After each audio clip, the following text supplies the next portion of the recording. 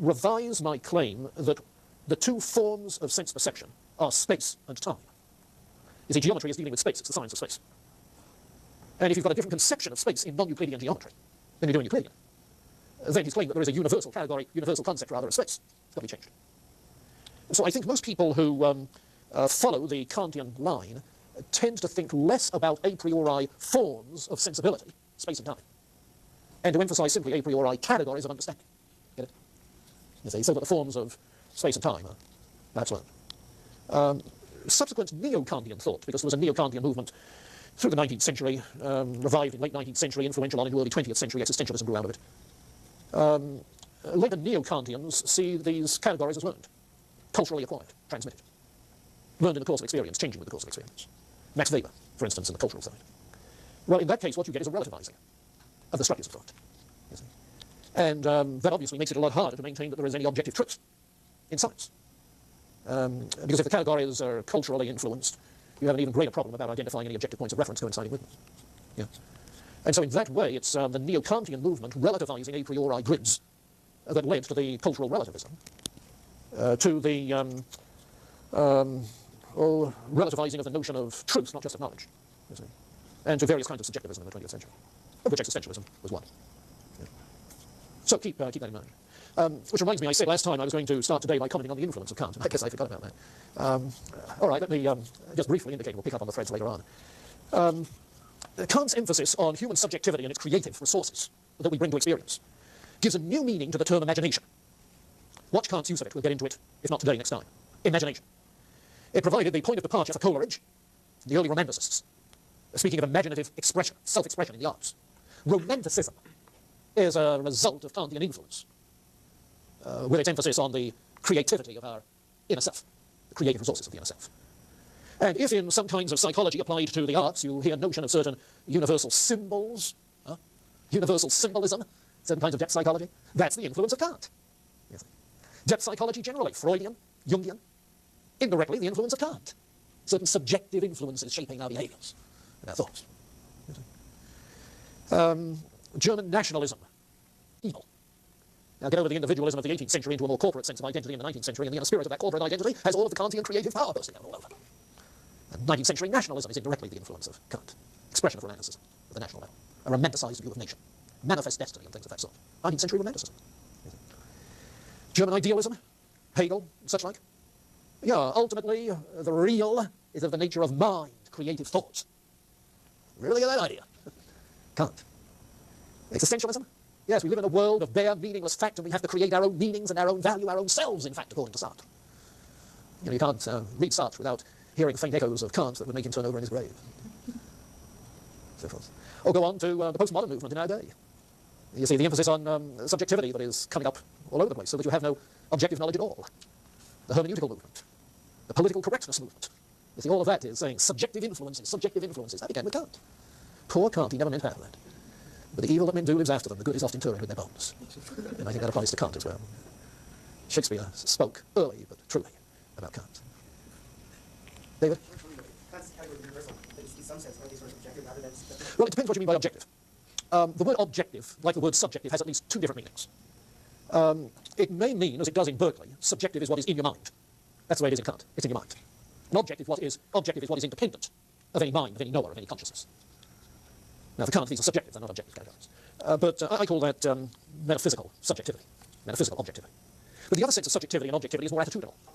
What sort of approach do you take? What is your stance as you look at something? You see? An objective stance is one that is detached, spectator, observer. You see? I'm being quite objective when I grade your examinations, at least I'm trying to be. So all the nasty things you write about Kant and about me, I try to stand back and be objective. On the other hand, a subjective stance is one that's involved, passionate. I care. You see? Now that is the Kierkegaardian sense of subjectivity. When Kierkegaard talks of a subjective path, he's talking of passion, being concerned. You come to Christianity, you come to Christ by a subjective path, says Kierkegaard.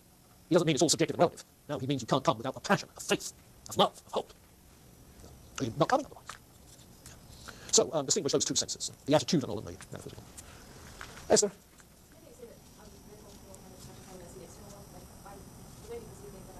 Yes. Well, that's precisely what Kant is saying. Now, not in the external world, with no way of knowing. Yes. Well, they are subjective in the sense that they are structures built into our perceiving and thinking. You see, they're already there in that sense. You don't have to develop a concept. They're already functional. They're not innate in the sense of having an innate idea that you already know and think about independently of experience. No. You don't have clear and distinct innate ideas recollected under the force of Plato's dialectic. No. You don't have clear and distinct ideas that become self-evident upon reflection. No. You only become aware of these in operation. You see? So you don't get to them simply introspectively, with help of dialectic. You get to them by what? The transcendental method. The transcendental method. Remember last time? What is the transcendental method? Well, it's the method of getting at the transcendental ego. The transcendental self. What does he mean by transcendental? He does not mean transcendent, remember. He does not mean transcendent. Though once in a while he gets the two words mixed up, at least the translations do. He means transcendental. That is to say, the creative, subjective contribution to experience. So how do we get that? Well, the transcendental method, you see, is an attempt to bracket all of the empirical particulars and to ask what's left. Did you get that? I'm not sure from your faces. Let me get the passage, and you can underscore it, because it's tremendously important to see that method. It becomes very influential. What you want is page 300 and... let's see. Oops. Yeah, 372, first of all.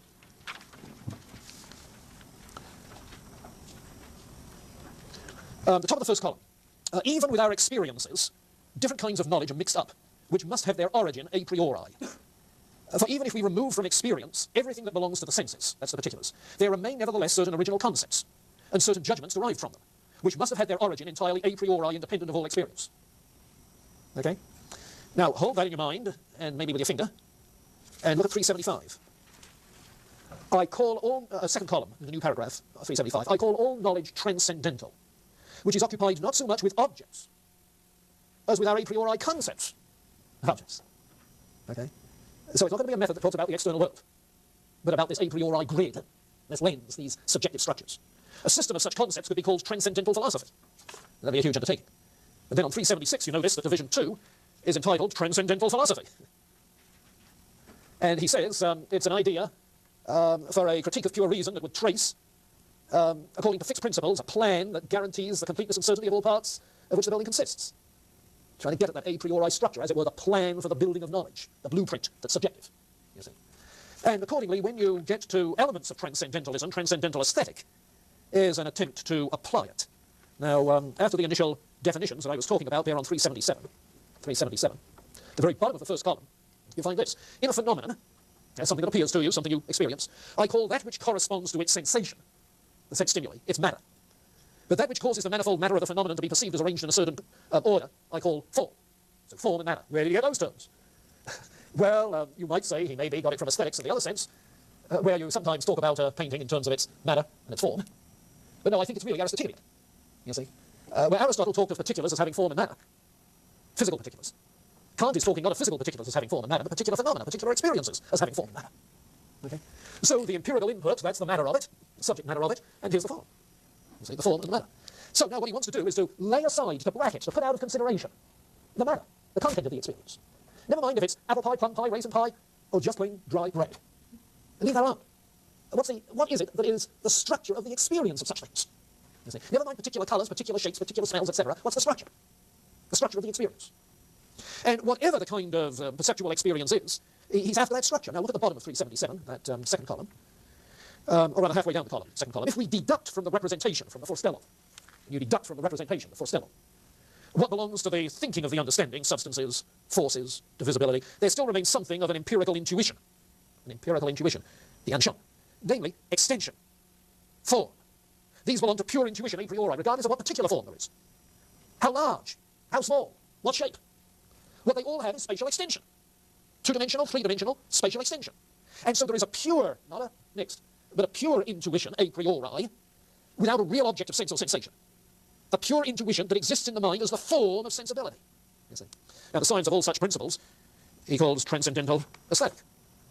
And so, top of 378, in transcendental aesthetic, we must first isolate sensibility by separating it from the understanding, and then we must separate all that belongs to sensation so that nothing remains but the pure intuition, the pure form of the phenomena. The only thing which sensibility a priori can supply. And it appears that there are two pure forms of sensuous intuition, space and time. Now, remember space and time for Newton. were objective realities. For Kant, they are subjective forms of sensibility, forms of sense awareness. Huge change, right away. He is subjectivizing the space-time structure of things. Now, let me add a footnote that looks on ahead. This is going to be very useful to him later on, when he's dealing with freedom and determinism.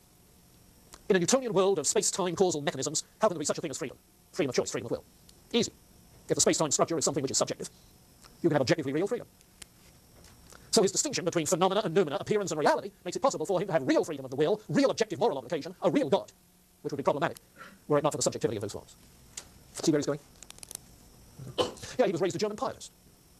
While he didn't remain very pious, he at least seems to have retained a concern for things like moral law, freedom and moral responsibility, and a divine moral lawgiver.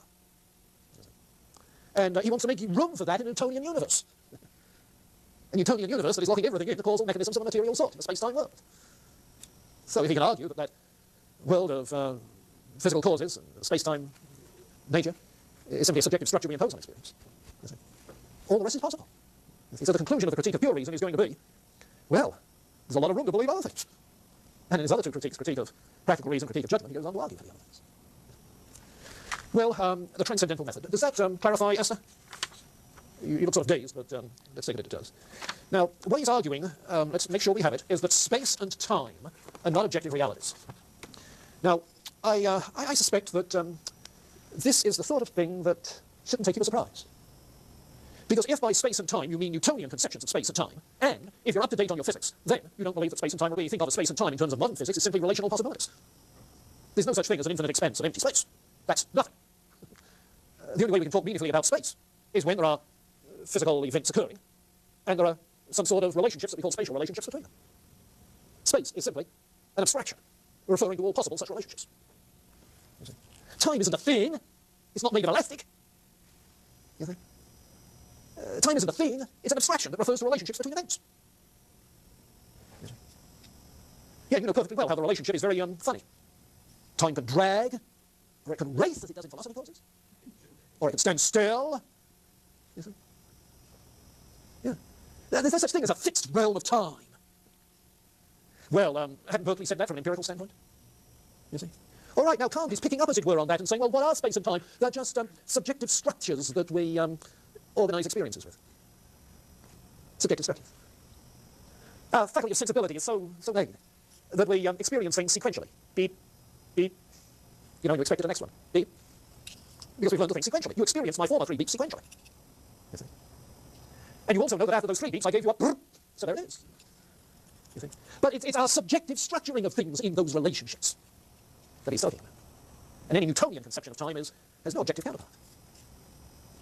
Space and time both. And you'll find in reading the aesthetics that it's pretty obvious what he's saying. Look on 378, second column. Space is not an empirical concept derived from external experience. 378. And then number 2 at the bottom of the second column, space is a necessary representation a priori forming the very foundation of external intuitions. And a couple of sentences later, it's a condition of the possibility of phenomena, not a determination produced by phenomena. Now, space isn't something produced by the sensory input. It is rather what makes sensory input possible. It's the precondition. The transcendental method is trying to identify the preconditions that make experience possible. What are the subjective preconditions that make it possible? And let's see, yeah, and then on the next column, number 4, space is not a discursive or general concept of relations of things in general. It's not a generalization, an empirical generalization. It's a pure intuition. It has no empirical content. And then the conclusions that he draws, second column, space